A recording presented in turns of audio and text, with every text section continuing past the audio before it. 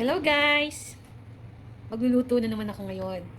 So, magsasabaw tayo ng chicken. Ayan. Ayan po yung mga ingredients natin na gagamitin.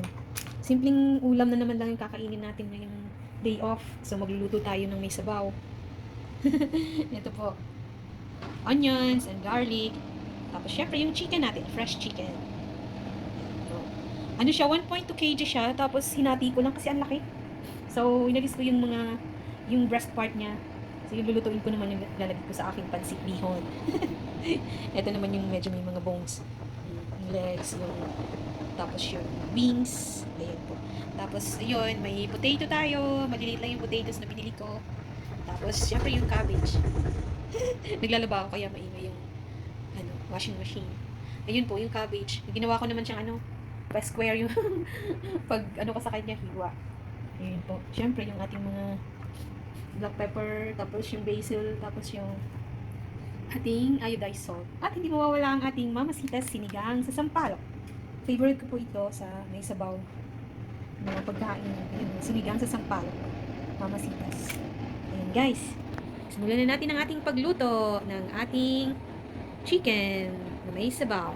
Sinabawang manok. Sinabawang manok na lang. Sarap nito guys. Welcome to my cooking show! Kumusta kayo guys? Ayan, lalagyan na natin ng mantika yung ating Ganda na nalagyan ko ng cooking oil ko, no? Nalagyan yata ito ng ketchup. Lagyan natin ng kaunting mantika. Siguro mga 1 tablespoon lang para magprito ng konti yung manok. Puntahin natin siya.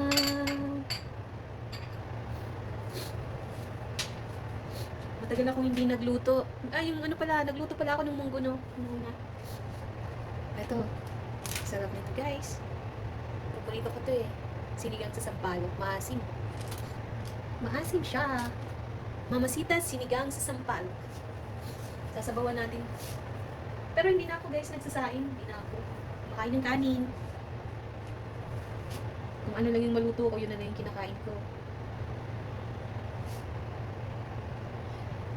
Okay, lagay na natin yung ating bawang. Naka-full na yung ating Ayan po, yung ating garlic. Unahin natin si garlic. Hi, garlic! Wow!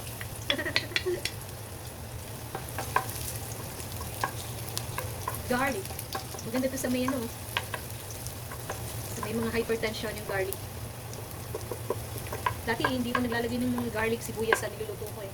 Pero ngayon, natuto na ako. Ayan. Pwede natin lagay si ating onions. Mura lang dito guys ang onions. Tapos yung garlic. Bumibili lang ako ng mga siguro mga 2 dirhams. Ang dami na. Ng 2 dirhams. So, diba? Kaunti lang yung mantika nilagay ko para hindi masyadong mantika yung sabaw. Yay! Sarap ng amoy. Ang ginsan, bawang at sibuyas. Kayo guys, anong ulam nyo? Sa akin, chicken with mamasitas, sinigang sa sampalok. 1 tablespoon lang yung nilagay kong mantika kasi magmamantika pa yung manok mo. Wow, ang dami nating sibuyas, bawang na natin. Kumusta naman po yung mga ka-OFW dyan sa Hong Kong? Nakaalis na po ba si Baguio Eteng? Sana okay po kayo lahat dyan. Sa amin po dito, medyo kumalma na yung init. Matatapos na rin yata ang summer.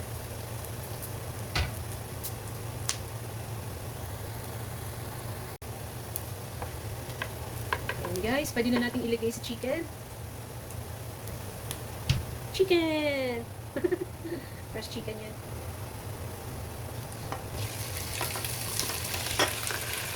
Huwag natin isama yung sabaw.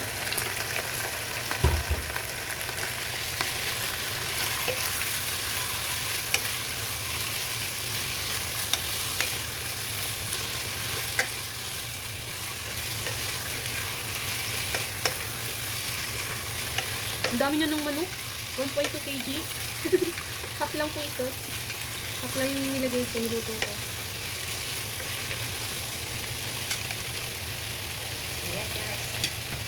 Tayin lang muna natin siya medyo mag-brown yung manok para medyo toasted.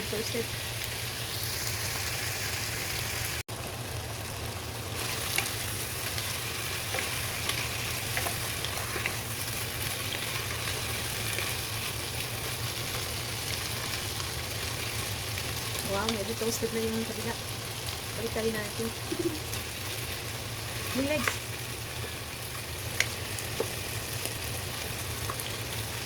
Ayan. Maganda yung medyo na-toasted na siya. Masarap siyang kainin nun. Hindi ko na balik guys. Okay.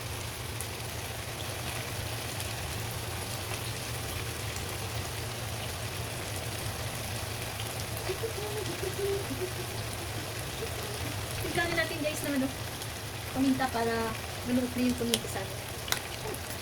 Ito ako. Bayara. Famous yan dito yung bayara. Ayan. Gawin na natin mamaya. Mamaya maluot na yung nasa ng black pepper. Dito guys, malapit na maluto. Malapit na maluto.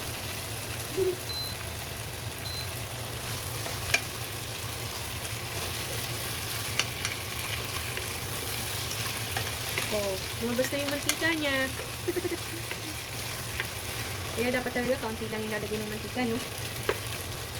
Kasi hindi naman siya fried chicken yung ilutuin mo may sabaw.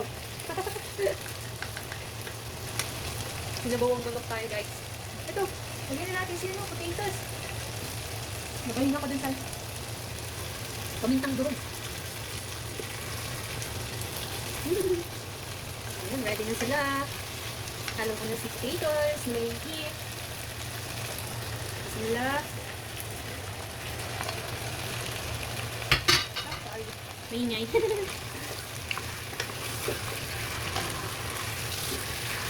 Mix lang natin para medyo ma-free yung mga patatas. Ang cute nga ng mga patatas na nabili ko. Ay, liliit. Mura din lang yung nabili ko. 2 dirhams. Ano na yata yun? Hindi pa yung 2 dirhams guys. 1 dirham and 60 pills lang. Ano lang siya? 6 pieces na maliliit.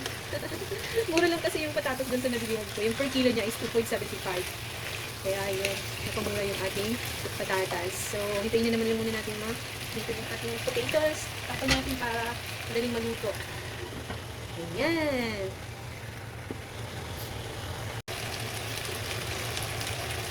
Ayan guys. Ang bilis na maluto, no? So, ito. Lagyan na natin si cabbage. Tapos lalagyan na natin siya ng water. Ikala na natin si cabbage. Si cabbage. Ayan guys. Pa-square naman yung pagka-slice ko ng aking cabbage. Para may iba naman. Okay. Bismillah.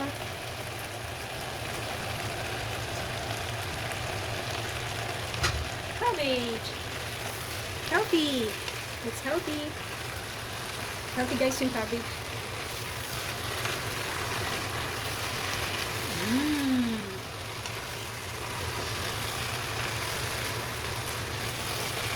Ako lang naman yung kakain nito guys. Ayan o. Dalawang legs.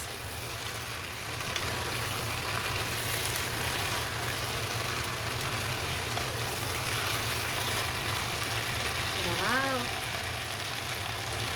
Tapos, lalagyan na natin ng water para sa sabaw.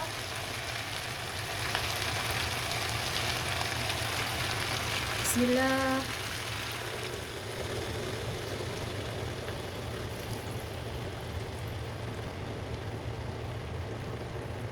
Okay. Tapos tatakpan natin. Lalagyan na pala natin ng basil para makahalo na rin yung basil leaves. Ito guys, so, masarap to sa may sabaw. Basil. Bayaran din yung brand niya. Iba yung lasa niya pag may basil leaves. Masarap siya. Okay. Lagyan natin ng kaunting salt. Iodized salt. Para isahan niya yung pagkulo niya, no? Kaunti lang kasi medyo may asin na rin yung mamasitas. Mamasitas. Model si mamasitas. Mamaya ko nilalagay yung mamasitas pag kumukulo na siya. Mix lang natin para mahalo si basil leaves. Tsaka si sarap ito. Daming manok. Ang dami-daming manok. Thank you po guys sa lahat ng mga sumusuporta ng channel ko. Kahit pa paano, may mga sumusuporta din sa akin, no? Maraming salamat po sa mga kaibigan ko dyan, nasa Hong Kong, sa Saudi Arabia, mga ka-OFW, sa Singapore, tapos dito rin sa UAE, sa Dubai, sa Ras Al Khaimah, sa Al Ain, si Lula Au, si Ma'am Admin, Ma'am Shi, Landline, si Ruby, si Sis Maggie, tapos sino po ba yan? Sis Joanna, ng Taiwan, nga pala sa Taiwan. Marami pang iba. Maraming salamat po sa support. Takpan na natin para kumulo na siya. Mamaya ko nilalagay yung sinigang sa sampalok pag kumukulo na. Hintayin muna natin siyang kumulo. Tcharan! And guys, nakakulo na siya. Yay! Lalagyan na natin si mamasitas. So, diba? Madali lang magluto ng sinabawang manok. With mamasitas, sinigang sa sampalok. Sarap nito guys. Ito lang yung kakainin ko, walang kanin, tsaka brown bread. Yan lang po yung kinakain ko. Wala na akong kanin. Hindi na ako nagkakanin. Lagyan na natin guys si mamasitas. Ayun. May tira pa ako nung nauna kong nagluto, kaya ito na ilalagay ko namin ito. Mamasitas, sinigang sa sampalok. Bismillahirrahmanirrahim. Ayan, para maasim siya. Maasim yan si mamasitas. Mamasitas, mamasitas. Tapos haluin natin. Mix-mix lang natin si chicken. 15 minutes na lang, luto na siya guys, oh. Wow! Ay! Tumalon. Tumalon sa repolyo. Sarap ito guys. Sarap humigop ng sabaw. Dahil day off ko ngayon. Oh, di ba? Ang daming manok. Alhamdulillah. Wala na naman tayo pagkain. Okay. Tapos, hintayin lang natin siyang kumulo. Hindi ko na siya dadagdagan ng asin kasi medyo maalat din yung mamasitas. So, okay na yan. Mga 15 minutes na lang papakuluin ko siya.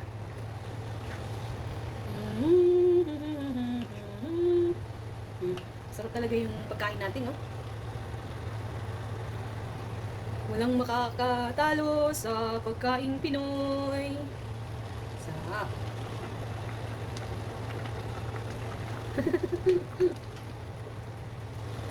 Few minutes more, luto ka na. Tinan nyo si Legs, so natatanggal na nga yung meat niya.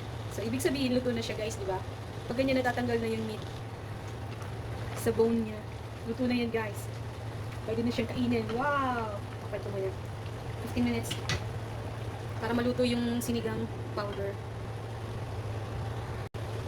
Okay. Tingnan na natin guys. Mukhang luto na. Ayan po, luto na ang ating sinabawang manok. Wow, luto na siya. Kain tayo guys. Day off ko kasi ngayon, tapos naglalaba. So, pinagsabay ko na naglalaba at nagluluto ng pagkain. Ganito talaga buhay natin dito, no? Sa abroad. Ayan guys, maraming salamat sa panunood. Next time po ulit. Next time, iba naman yung lulutuin natin. Ayan, masarap to. Oo, ang daming manok. Thank you guys. Bye-bye.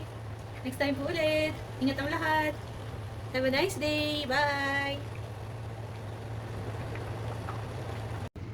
Ayan guys. Ready na to eat. Ito yung salmon, brown bread. Isang piraso, ang dami na. Wow, may peanut butter ako guys. Yan yung palaman ko. Ayan, kain po tayo. Diba? Ang bilis lang natin magluto. Sarap nito guys. Sige po. Tara, kain tayo.